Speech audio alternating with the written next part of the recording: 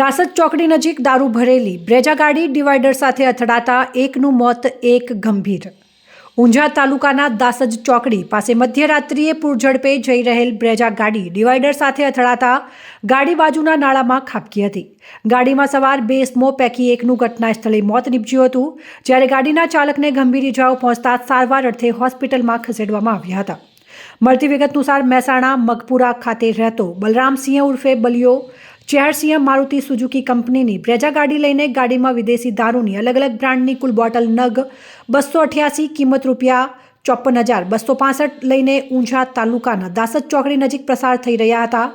તે દરમિયાન ગાડી ગરનાળાની આરસીસી દિવાલ સાથે ધડાકાભેર અથડાતા ગંભીર અકસ્માત સર્જાયો હતો, જેને લઈને ગાડી નાળામાં ખાબકી ગઈ હતી. ગાડીમાં ચાલક પાસે બેઠેલ કિશનજી ઉર્ફે પિન્ટુ શિવાજી ઠાકોર રહેવાસી મગપુરા મહેસાણાને ગંભીર ઇજાઓ પહોંચતા ઘટના સ્થળે મોત નીપજ્યું હતું, જ્યારે ચાલક બલરામસિંહને ગંભીર ઇજાઓ પહોંચતા સારવાર અર્થે હોસ્પિટલમાં ખસેડવામાં આવેલ છે. આ બનાવ સંદર્ભે ઊંઝા પોલીસે ગુનો દાખલ કરી વધુ તપાસ હાથ ધરી છે.